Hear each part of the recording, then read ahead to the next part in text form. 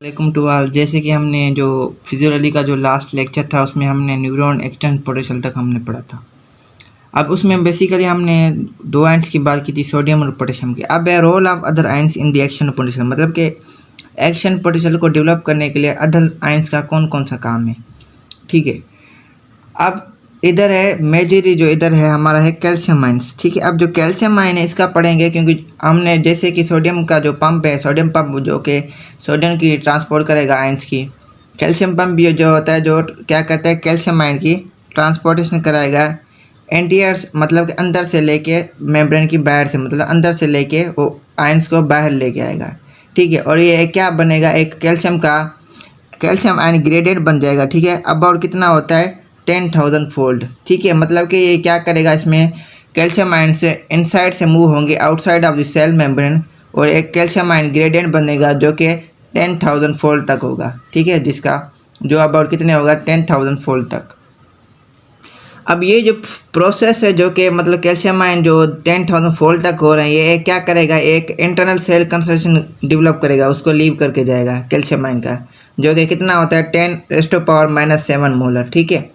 और इसका जो एक्सटर्नल जो कंसंट्रेशन होगा वो होगा 10⁻⁻3 मोलर। ठीक है, मतलब कि ये प्रोसेस जो हो रहा था जो कि 10,000 फोल्ड तक कैल्शियम आयन की ट्रांसपोर्टेशन हो रही थी इनसाइड से आउटसाइड ऑफ द सेल, वो प्रोसेस क्या लीव करेगा, एक इंटरनल सेल कंसंट्रेशन से कैल्शियम आयन की मतलब कि लीव्स करेगा, जो कि 10⁻⁻7 जो होगी वो होगी, और अब उसका जो एक्सटर्नल जो कंसंट्रेशन होगा वो होगा 10⁻3 मोलर। ठीक है, अब इसके अलावा वोल्टेज गेटेड कैल्शियम चैनल्स होते हैं जो क्या करते हैं, वो इसलिए होते हैं कि वो कैल्शियम आयन की कंसंट्रेशन को 10,000 ग्रेटर करते हैं। कहाँ कर ग्रेटर कर देते हैं, एक्स्ट्रा सेलुलर फ्लूइड में, मतलब कि जो हमारा एक्स्ट्रा सेलुलर फ्लूइड होगा उसमें कैल्शियम आयंस जो होंगे 10,000 फोल्ड तक ज़्यादा हो जाएंगे as compare to intracellular fluid में। अब एक जो मेजर फंक्शन है जो हमारा कैल्शियम आयन चैनल का, वो क्या करेगा, वो हमारे डीपोलराइजेशन फेज में, मतलब कि जो हमारा डीपोलराइजेशन जो फेज होता है एक्शन पोटेंशियल का, उसमें ये कंट्रीब्यूट करता है। ठीक है, और इसका जो हमारा जो कैल्शियम आयन्स की जो वो ये जो होते हैं ना, ये सिलो चैनल्स हैं, मतलब कि इतनी जल्दी मतलब कि ओपन नहीं होते as compare to sodium channels. ठीक है, इसी की वजह से इसको हम सिलो चैनल्स कहते हैं। ठीक है, और जो सोडियम आयन्स होते हैं वो हमारे फास्ट चैनल्स होते हैं। शॉर्ट के हिसाब से आता है कि मतलब कि हम सिलो चैनल्स कैल्शियम को कैसे कहते हैं, और हम सोडियम चैनल्स को हम फास्ट चैनल कैसे कहते हैं, ये मतलब कि शॉर्ट क्वेश्चन आ जाता है कभी कभी। ठीक, अब जो हमारे जो कैल्शियम चैनल्स होते हैं ये कहाँ मतलब ज़्यादा होते हैं, ये हमारे कार्डिक मसल्स से होते हैं और स्मूथ मसल में, और कुछ टाइप्स होते हैं जो स्मूथ मसल में, उसमें जो हमारे जो फास्ट सोडियम चैनल्स होते हैं वो हार्डली प्रेजेंट होते हैं, जिसकी वजह से जो हमारा जो एक्टिव एक्शन पोटेंशियल होता है वो काज होता है किसकी वजह से, सिलो, मतलब कि activation of the slow calcium channel, मतलब कि जो हमारे कैल्शियम चैनल तो सिलो है उनकी एक्टिवेशन से हमारा जो होगा एक्शन पोटेंशियल डेवलप हो जाए। कहाँ, कुछ टाइप्स जो होते हैं स्मूथ मसल के उनमें। अब ये जो टॉपिक है इसमें हमारा जो सोडियम चैनल्स जो होंगे उसकी परमिएबिलिटी बढ़ जाएगी और हमारे कैल्शियम आयन की परमिएबिलिटी कम हो जाएगी। मतलब जब हमारे सोनल चैनल्स जो होंगे वो ज़्यादा से ज़्यादा मतलब कि सोडियम आयन्स वो ट्रांसपोर्ट हो जाएंगे, और हमारे जो कैल्शियम चैनल्स होंगे वो क्लोज हो जाएंगे, तो कैल्शियम जो आयन्स होंगे वो उनकी डेफिसिट हो जाएगी। जब कैल्शियम की डेफिसिट हो जाएगी तो हमारा जो मसल होगा उसमें मसल टेटनी हो जाती है, मतलब कि जब कैल्शियम का लेवल कम हो जाता है तो उस डिजीज़ को हम कहते हैं टेटनी। ठीक है, फिर इस डिजीज़ को रिकवर करने के लिए हम कैल्शियम आयन लेके उसको मतलब कि उन पे कंप्रोमाइज़ कर सकते हैं। अब प्रोपगेशन ऑफ एक्शन पोटेंशियल, मतलब कि एक्शन पोटेंशियल जो होता है वो मतलब कि प्रोपगेट कैसे होता है, जब ऐसे होता है कि जब हमारा एक इम्पल्स आ गया, ठीक है, उधर रिसेप्टर्स होंगे, ठीक है, वो उनको मतलब कि इम्पल्स के हिसाब से वो कैरी करके जाएंगे, ठीक है, वो रिसीव करेंगे जो एक्शन,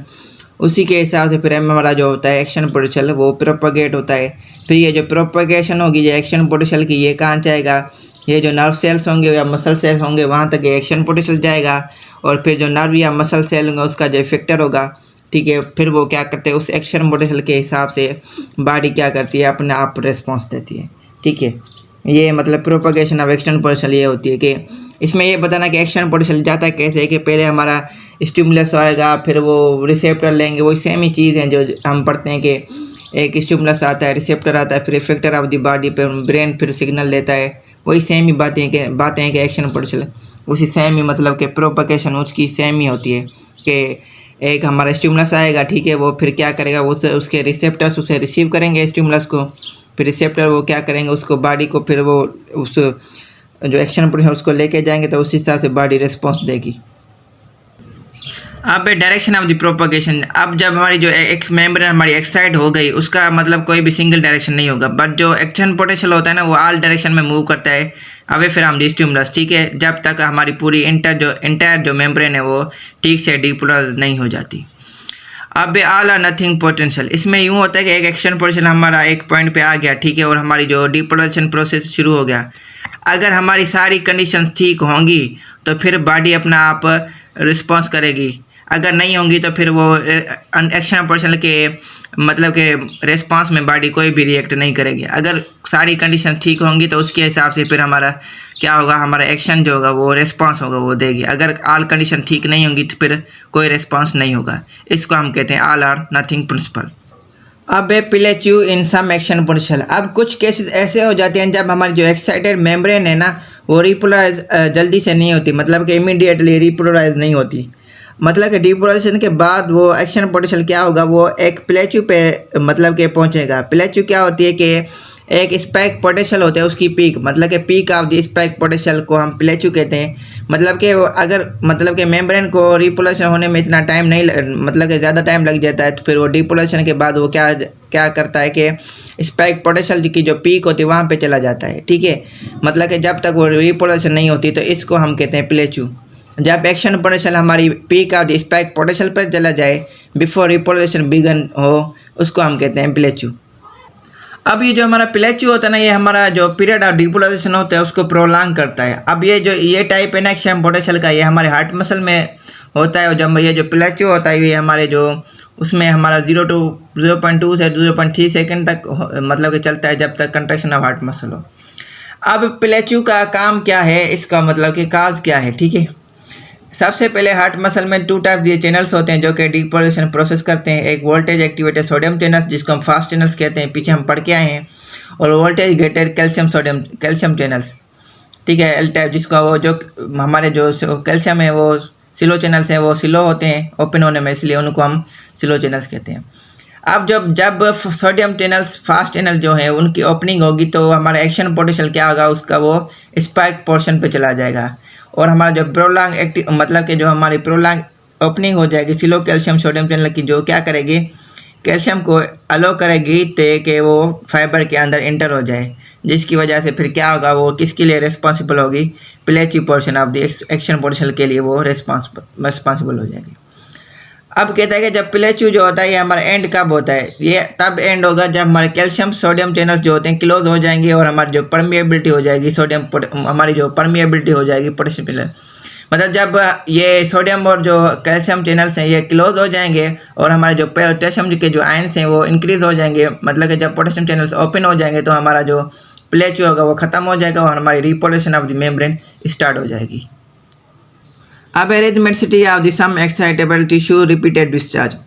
अब कहता है जो रिपीटेटिव जो सेल्फ इंड्यूस्ड डिस्चार्जेस होते हैं वो नॉर्मली हार्ट में स्मूथ मसल में, ठीक है, वो होते हैं। ये जो रिदमेटिकली डिस्चार्जेस होती हैं मतलब कि रिदम में जो डिस्चार्ज हो रहा है उसके काज क्या है, एक तो rhythmical beat of the heart, मतलब कि रिदम में जो बीटिंग ऑफ द हार्ट होती है, और जो प्लस्टेसिस ऑफ द इंटेस्टाइन, मतलब कि जब फूड की जो मूवमेंट होती है कि एक हमारे डाइजेस्ट सिस्टम में उसको प्रेस्टेसिस कहते हैं, उसकी रिदमिकल मूवमेंट, और हमारा न्यूरोनल इवेंट होता है जो कि हमारे क्या करते हैं, जो हमारे रिदमेटिक कंट्रोल होता है मूवमेंट का, मतलब कि जो हमारा जो ब्रीथिंग होता है उसका जो रिदमेटिक कंट्रोल होता है वो भी इसमें ये काज करता है। क्या काज करता है कि जो हमारे रिदमिकल डिस्चार्जेस को काज करता है कि ये तीनों होंगे तो ये काज होंगे कि कोई भी रिदम में कोई भी चीज़ डिस्चार्ज हो जाएगी हमारी मेम्ब्रेन में से या बॉडी ऑफ दी मतलब किसी भी बॉडी से, ठीक है। अब specific characteristics of signal transmission in nerve Trunks, मतलब कि नर्व ट्रंक्स में जब सिग्नल ट्रांसमिट होते हैं उसके करेक्टरिस्टिक्स क्या हैं। सबसे पहले इधर लिखा हुआ है कि myelinated and unmyelinated nerve fibres. अब सबसे पहले आप कहते हैं कि जो हमारे जो लार्ज जो नर्व फाइबर्स होते हैं उसको माइलिनेटेड कहते हैं, और जो हमारे जो स्मॉलर होते हैं उनको हम नॉन माइलिनेटेड कहते हैं नर्व फाइबर्स। अब जो हमारे माइलिनेटेड जो नर्व फाइबर्स होंगे उनके मतलब के अराउंड क्या होगी, माइलिन शीट मतलब उनको सराउंड करेगी, और जो अनमाइलिनेटेड होंगे उनके अराउंड मतलब कि माइलिन शीट प्रेजेंट नहीं होगी। अब कहता है जो हमारा जो एवरेज नर्व ट्रंक है ना वो हमारा ट्वाइस होता है मैनी एज अनमाइलिनेटेड फाइबर्स, मतलब कि जो अनमाइलिनेटेड जो फाइबर्स हैं उनके एवरेज ट्रंक जो होगा वो ट्वाइस होगा एज माइलिनेटेड फाइबर, मतलब कि ये दोनों का मतलब कि ट्वाइस होंगे, ठीक है, एक दूसरे के ट्वाइस होंगे, ठीक है। अब जो हमारा सबसे पहले हम एक टिपिकल माइलिनेटेड फाइबर देखते हैं, उसका जो सेंट्रल कोड होता है फाइबर का उसको हम एक्सॉन कहते हैं। ये सेम चीज़ें जो हम पीछे पढ़ के आए होते हैं कि न्यूरॉन वाला उसके पार्ट्स होते हैं, axon, dendrites, soma, cell body, वही वाली बातें। और जो हमारी मेम्ब्रेन होती है एक्सॉन को वो क्या करती है, वो हमारी जो एक्शन पोटेंशियल होती है उसको कंडक्ट करती है। अब जो हमारा एक्सॉन होता है ना वो जो फिल होता है सेंटर में, उसको एक्सोप्लाज्म कहते हैं, जिसमें क्या होता है इंट्रासेल्युलर फ्लूइड होता है। अब जो हमारा एक्सॉन है उसको जो सराउंड करती है वो हमारी माइलिनेटेड शीट होती है, ठीक है, जो कि हमारी वो क्या होती है, जो कि एक्सॉन से थिकर होती है इटसेल्फ से। अब ये कितने मीटर तक होगी, 1 से 3 मिलीमीटर तक एक लेंथ होती है माइलिनेटेड शीट पे, उस पर एक नोड ऑफ रणवीर होता है। अब जो माइलिन शीट होती है ना ये हमारी डिपॉजिट हो जाती है मतलब कि एक्सॉन के अराउंड किस सेल्स के ज़रिए, शेवान सेल्स के ज़रिए, ठीक है। अब जो मेम्ब्रेन होती है शेवान सेल की वो फर्स्ट क्या डेवलप करेगी, हमारे एक्सॉन को डेवलप करेगी, और हमारे जो शेवान सेल होंगे वो फिर क्या करेंगे, हमारे जो एक्सॉन के अराउंड क्या करेंगे, रोटेट करना शुरू हो जाएंगे, ठीक है। और ये इनके अराउंड एक लिपिड कंटेनिंग सब्सटेंस होगा शेवान सेल में, जिसको हम कहते हैं स्पिंगोमाइलिन, मतलब कि इनके अंदर मतलब कि ये एक लिपिड कंटेनिंग सब्सटेंस होता है शेवान सेल में, उसकी लेयर्स में, जिसको हम कहते हैं स्पिंगोमाइलिन। अब ये कहता है कि जो मतलब कि 2 सक्सेसिव शेवान सेल्स में एक एरिया होता है 0.2 से लेके 3 माइक्रोमीटर उनकी लेंथ होती है, जहाँ क्या होते हैं कि जो हमारे जो आयंस होते हैं ना वो फ्लो करते हैं आसानी से, कि कैसे एक्सॉन मेम्ब्रेन से लेके और एक्स्ट्रा सेल्युलर और इंट्रासेल्युलर फ्लूइड में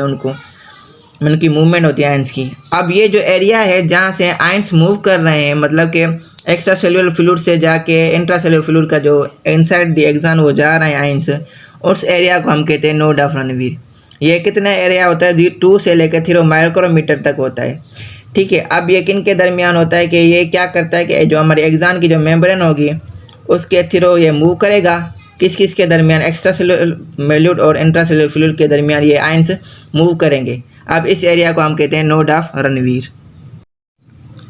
अब है saltatory conduction in myelinated fibres from node to node. अब हमारे जो कोई भी आयंस है ना वो थिक माइलिनेटेड शीट से मूव नहीं होगी, वो सिर्फ मूव हो जाएंगी नोड ऑफ रणवीर वाला जो एरिया होगा वहाँ से ही मूव करेंगे। मतलब कि एक्शन पोटेंशियल कहाँ से डेवलप होगा, मतलब कि जो एक्शन पोटेंशियल होगा वो सिर्फ नोड्स से ही मूव कर सकेगा।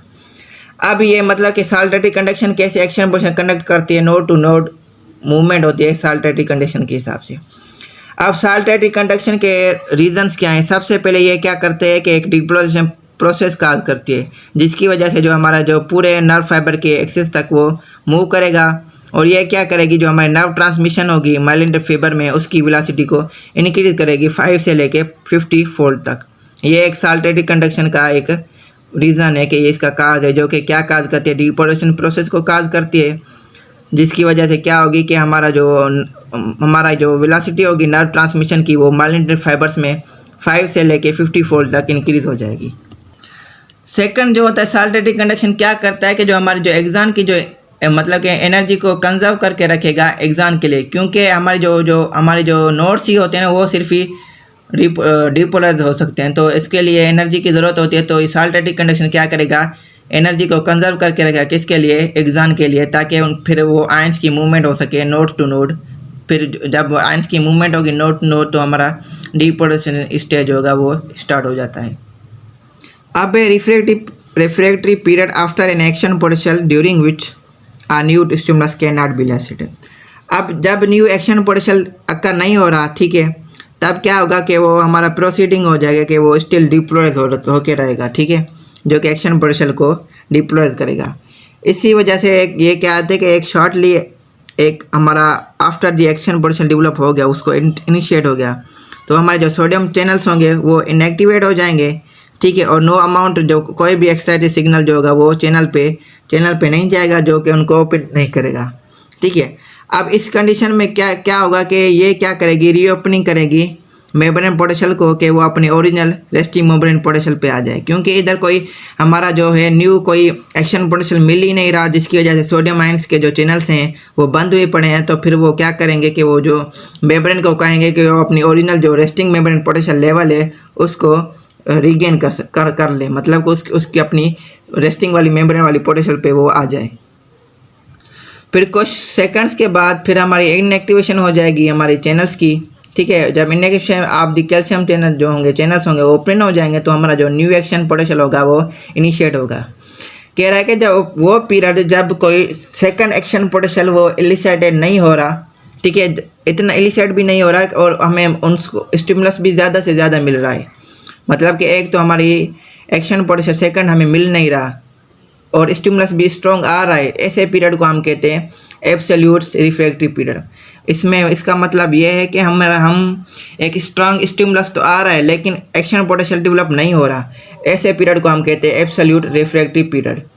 यह जो पीरियड होता है ना, जो लार्ज माइलिनेटेड फाइबर्स होते हैं उसमें अबाउट होता है 1/2500 पर सेकंड, ठीक है। अब ये कहता है कि ये इसमें जो फाइबर होगी वो हमारी कितने इम्पल्स पर सेकंड, मतलब कि 250 मतलब कि 2500 जो इम्पल्स होते हैं इसमें, इस कंडीशन में वो इम्पल्स होते हैं वो कैरी होते हैं, ठीक है, वो मतलब कि ट्रांसमिट होते हैं। लेकिन कोई भी एक्शन पोटेंशियल डेवलप नहीं होता कि हमारा स्टिमुलस स्ट्रॉन्ग मिल रहा है बॉडी को, मतलब कि मेम्ब्रेन को, लेकिन हमारा क्या हो रहा है कि कोई भी एक्शन पोटेंशियल डेवलप नहीं हो रहा, तो ऐसे पीरियड को हम कहते हैं एब्सोल्यूट रिफ्रैक्टरी पीरियड, ठीक है। इसी के साथ ये हमारा चैप्टर यहाँ कंप्लीट होता है। बेसिकली हम जो इस चैप्टर्स में है ना, हम जो कोर्स के रिलेटेड जो भी टॉपिक्स हैं ना वो कवर कर रहे हैं, ठीक है। अब अगर एग्जाम पॉइंट ऑफ व्यू से इस चैप्टर में देखा जाए तो हमारा जो नेसेंट इक्वेशन है वो इम्पोर्टेंट है शॉर्ट के लिए, और हमारा जो न्यूरॉन एक्शन पोटेंशियल के जो स्टेजेस हैं ये मतलब कि लॉन्ग के लिए आता है, और रेस्टिंग मेम्ब्रेन पोटेंशियल भी लॉन्ग के लिए आता है। इसके अलावा शॉर्ट के लिए देखा जाए तो साल्टेटिक कंडक्शन बहुत बार आया हुआ है कि इसका काम क्या है और ये हमारा क्या करता है, ये क्या करता है, कि इनके काजेज क्या है, ये क्या क्या काज करता है। जैसे कि हमने पढ़ा कि ये एक तो वेलोसिटी होती है नर्व फाइबर की, उसको इंक्रीज करता है, उसको मैक्सिमम करता है, और हमारा एनर्जी को कंजर्व कर रहा था एग्जाम के लिए, ताकि वो बाद में मतलब डिप्रोडक्शन के लिए वो यूज़फुल हो। और इसके अलावा ये वाला मतलब टॉपिक इंपॉर्टेंट है कि एब्सोल्यूट रिफ्रैक्टरी पीरियड क्या होता है, ठीक है, इसमें क्या क्या मतलब कि एक्शन पोटेंशियल डेवलप नहीं होता तो क्यों नहीं होता, ये सारा मतलब कि शॉर्ट पॉइंट ऑफ व्यू से ये सारा आता है। उम्मीद है आपको लेक्चर अच्छा लगा होगा, ठीक है। अगर आप हमारे चैनल पे फर्स्ट टाइम है तो लाइक, कमेंट और सब्सक्राइब करना मत भूलें। अपना ख्याल रखें, बाय।